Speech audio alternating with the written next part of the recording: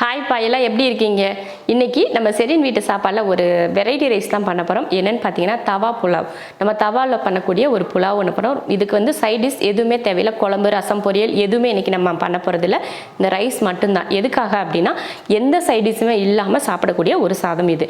அதனால இன்றைக்கி சூப்பராக பண்ண போகிறோம். நான் வந்து பாசுமதி அரிசியில் பண்ணுறேன். நீங்கள் நார்மலாக எப்பயுமே நம்ம வீட்டில் சாப்பாடு பண்ணுற அரிசியில் கூட நீங்கள் பண்ணலாம். எப்போ முன்னாடியே சாதம் வந்து வேக வச்சு எடுத்துக்கோங்க.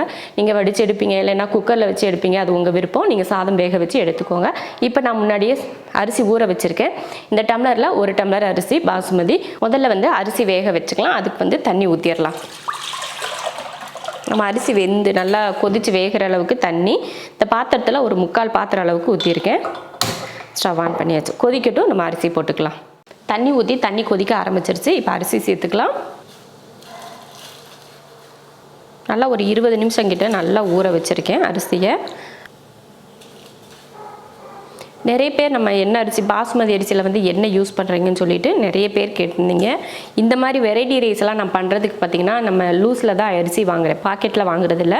மாலுக்கு எங்கன்னா போனால், டிபார்ட்மெண்ட் ஸ்டோருக்குலாம் போனால் அந்த டப்பாவில் போட்டு வச்சுருப்பாங்க பார்த்திங்களா பாசுமதி அரிசி, அதுதான் நான் வாங்குறேன். ஏன்னா அந்த அரிசி வந்து நல்லா உடையாமல் நல்லா நீளமாக இருக்குது. அதனால அந்த அரிசி வாங்கிப்பேன். பிரியாணியெல்லாம் பண்ணுற மாதிரி அப்படின்னா இந்தியா கேட்டு தான் வாங்குறேன். நான் நிறைய பேர் நம்மக்கிட்ட கேட்டிருந்தது பாசுமதி அரிசி நீங்கள் என்ன வாங்குவீங்க அப்படின்னு சொல்லி. நான் இது தான் வாங்குவேன். இந்த மாதிரி வெரைட்டி ரைஸ்க்கெலாம் நான் வந்து இது லூஸில் தான் வாங்கிக்கிறேன். அது வந்து அந்த அரிசி வந்து நல்லா தான் இருக்குது. கலர் மட்டும் கொஞ்சம் டார்க்காக, நம்ம புழுங்கல் அரிசி கலர் இருக்கும் பார்த்திங்களா, அந்த மாதிரி கலரில் இருக்கும். இதே நம்ம பாக்கெட்டில் வாங்குறது வந்து நல்ல வெள்ளை கலராக இருக்குமா, இந்த லூஸில் வாங்குறது கொஞ்சம் டார்க் கலரில் இருக்கும். அவ்வளோதான் வித்தியாசம்.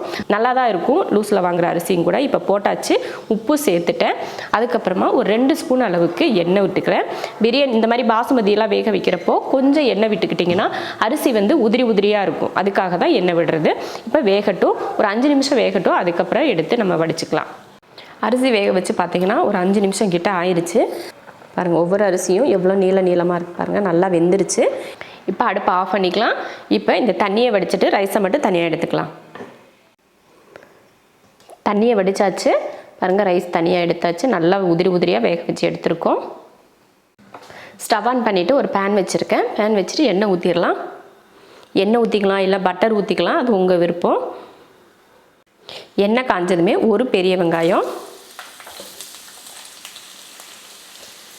இதை வதக்கிடலாம். நம்ம 4 பேர் சாப்பிடக்கூடிய அளவில் தான் ரைஸ் பண்ணுறோம். அதனால் ஒரு வெங்காயம் போதும். வெங்காயம் பாருங்கள் இந்த அளவுக்கு வதங்கினதுக்கப்புறமா இதில் காய் சேர்த்துக்கலாம். கொஞ்சம் நம்ம கையில் ஒரு கைப்பிடி அளவுக்கு கேரட், ஒரு கைப்பிடி அளவுக்கு பீன்ஸ், ரெண்டுமே சம அளவு எடுத்திருக்கேன்.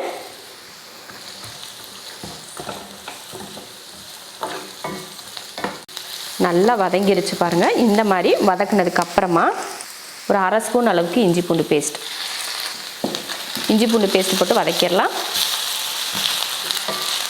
இஞ்சி பூண்டு பேஸ்ட்டு போட்டு வதக்கியாச்சு. அடுத்து நம்ம சேர்க்க போகிறது பார்த்திங்கன்னா பச்சை பட்டாணி. நீங்கள் ஃப்ரெஷ்ஷாக இருக்க பச்சை பட்டாணி சேர்க்குறதுனாலும் சரி, நான் வந்து ஊற வச்சு 8 மணி நேரமாக ஊற வச்சு உப்பு போட்டு வேக வச்சு எடுத்திருக்கேன். அதை தான் இப்போ சேர்க்க போகிறேன்.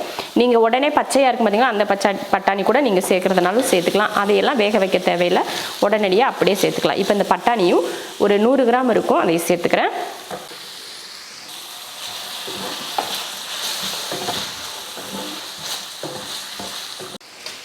இப்போ மசாலா சேர்த்துடலாம். 1 ஸ்பூன் மல்லித்தூள், 1 ஸ்பூன் மிளகாத்தூள், 1/2 ஸ்பூன் கரம் மசாலா தூள் இதில் சேர்த்துட்டு கலந்து விட்டுறலாம்.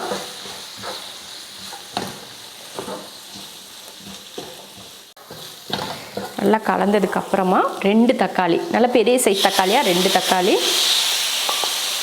நல்லா சின்னதாக வெட்டி அதையே சேர்த்துருக்கேன். சேர்த்துட்டு கலந்துருவோம். தேவையான உப்பு சேர்த்து கலந்து விட்டுருவோம்.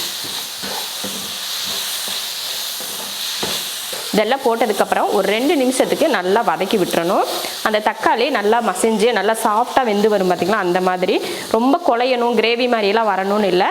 சும்மா அந்த தக்காளி வந்து சாஃப்டாக வெந்திருந்தால் போதும். அப்புறம் நம்ம வேக வச்சு தான் பட்டாணியும் சேர்த்துருக்கோம். காய் வந்து பீன்ஸும் கேரட்டும் சரி நம்ம எண்ணெயில் வதக்கினாலே அது சூப்பராக வெந்து வந்துடும். அது தனியாக வேகிறதுக்கெலாம் ரொம்ப டைம் எடுக்காது. வந்து நல்லா வதங்கி வரட்டும். ஒரு 2 நிமிஷத்துக்கு நல்லா வதக்கிக்கலாம். அந்த இப்போ நம்ம மசாலாவும் போட்டிருக்கோம் இல்லையா, அதனால ஒரு 2 நிமிஷத்துக்கு நல்லா வதக்கி விட்டுறலாம். அது வதங்கிறதுக்குள்ளே உங்களுக்கு ஒரு சூப்பரான ஒரு தகவல் ஒன்று சொல்கிறேன். நாங்கள் வந்து கன்னியாகுமரிக்கு 2 நாள் ட்ரிப்பு போயிருந்தோம். அப்போ திரும்பி அங்கே போகிறப்ப பார்த்திங்கன்னா நிறைய சப்ஸ்கிரைபர் 4 பேர் பார்க்குற இடத்துலலாம் நம்ம சப்ஸ்கிரைபர் பார்த்து நல்லா பேசினாங்க. ரொம்ப சந்தோஷமாக இருந்துச்சு. அதுக்கப்புறம் முக்கியமாக என்னென்னா, நம்ம வீட்டு சாப்பாடில் ஒரு சிஸ்டர் பார்த்துட்டு அடிக்கடி செய்வாங்களாம் பச்சைப்பயிறு குழம்பு. அதுக்காகவே நான் உங்கள் சேனலை பார்த்து அடிக்கடி வீட்டில் செஞ்சு கொடுப்பேன் எல்லாருக்கும் அப்படின்னு சொல்லிட்டு இருந்தாங்க. அவங்க பேர் கூட ஜீவிதா அப்படின்னு சொல்லிட்டு ஃபோட்டோலாம் எடுத்துக்கிட்டாங்க. ரொம்ப நல்லா இருந்துச்சு. நானும் கூட அவங்க கூட சேர்ந்து ஒரு ஃபோட்டோ எடுத்துட்டோம்.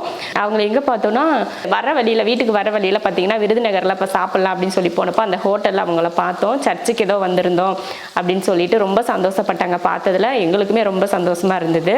அவங்களை பார்த்ததில் ரொம்ப சந்தோஷமாக இருந்துச்சு. அவங்க ஃபேஸை பார்க்குறப்பவே தெரிஞ்சுது அவ்வளோ ஹாப்பியாக இருக்காங்க. அவ்வளோ ஃபோட்டோ எடுக்கணும்னு ரொம்ப ஆர்வமாக ஃபோட்டோலாம் எடுத்துகிட்டு அப்படியே போனாங்க. நாங்களுமே அவங்க கூட சேர்ந்து ஒரு ஃபோட்டோ, அவங்க முகத்தில் அப்படி ஒரு சந்தோஷம் இருந்துச்சு நம்மளை பார்த்ததில். அவங்க இந்த வீடியோ பார்ப்பாங்களா இல்லையா என்னன்னு தெரியல. ஆனால் பச்சை பயிறு குழம்பு தான் நான் அடிக்கடி செய்வேன் உங்களோட குழம்பு அப்படின்னு சொல்லியிருந்தாங்க. ரொம்ப சந்தோஷமாக இருந்துச்சு. இப்போ பார்த்தீங்கன்னா நல்லா வதங்கி வந்துருச்சு. 2 நிமிஷமே ஆயிடுச்சு. இப்போ நல்லா வதங்கிருச்சு பாருங்கள். தக்காளியும் 1-2 வதங்கி 1-2 முழுசாக இருக்குது. அவ்வளோதான் பாருங்கள். சூப்பராக நல்லா வதங்கி வந்துருச்சு. இதில் நம்ம சாதம் சேர்த்துக்கலாம். நம்ம வேக வச்சுருந்தோம் அதை சேர்த்துருவோம்.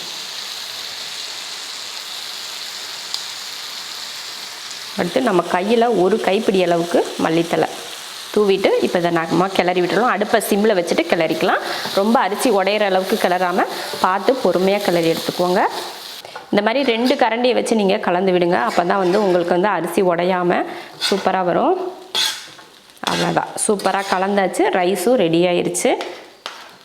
சூப்பராக நல்ல காரசாரமாக ஒரு சூப்பரான ஒரு தவா புலாவ் ரெடி ஆயிடுச்சு. நான் வந்து தவாவில் பண்ணலை, ஏன்னா அரிசி வந்து அதிகமாக சேர்த்துருக்கோம் இல்லையா, அதனால நம்ம கொஞ்சமாக 1-2 பேர் அப்படி பண்ணுறோம் அப்படின்னா தவாவில் பண்ணுறது ரொம்ப ஈஸியாக இருக்கும். இதில் பண்ணுறத விட தவாவில் பண்ணுறது நமக்கு ரொம்ப ஈஸியாக இருக்கும். டேஸ்ட்டும் பார்த்திங்கன்னா கொஞ்சம் டிஃப்ரெண்ட்டாக இருக்கும். நான் வந்து பேன்லேயே பண்ணிட்டேன். அது இரும்பு பேனில் பண்ணதுனால அதுவும் டேஸ்ட் நல்லா தான் இருக்கும். நம்ம வீட்டில் என்ன பாத்திரம் இருக்கோ அதில் பண்ணிக்கலாம். இதில் தான் பண்ணணும் அப்படின்ற கட்டாயம்லாம் கிடையாது. சூப்பரான ஒரு ரைஸ் ரெடி ஆயிடுச்சு. இப்போ அடுப்பை ஆஃப் பண்ணிக்கலாம்.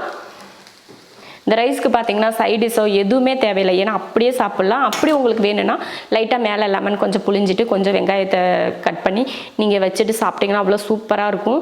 நீங்கள் வீட்டில் யோசிப்பீங்க, இந்த நேரம் சமையலுக்கு குழம்பு பொரியெல்லாம் செய்கிறதுக்கு சோம்பேறியாக இருக்குதுன்னு சொல்லிட்டு இந்த மாதிரி செஞ்சுக்கலாம் அப்படின்னு சொல்லிட்டு கூட அந்த டைமில் நீங்கள் இந்த மாதிரி செய்யலாம். ரொம்ப சிம்பிளான ரைஸ், அதே சமயம் ரொம்ப ருசியான ரைஸும் கூட. இதே ரைஸ் நீங்களும் செஞ்சு பாருங்கள். ரொம்ப ரொம்ப பிடிக்கும், எல்லாருக்குமே பிடிக்கும். நீங்கள் செஞ்சு பார்த்து வீட்டில் கொடுத்து பாருங்கள். கண்டிப்பாக எல்லோரும் விரும்பி சாப்பிடுவாங்க. இப்போ வந்து நம்ம பிளேட்டில் மாற்றி பரிமாறிக்கலாம்.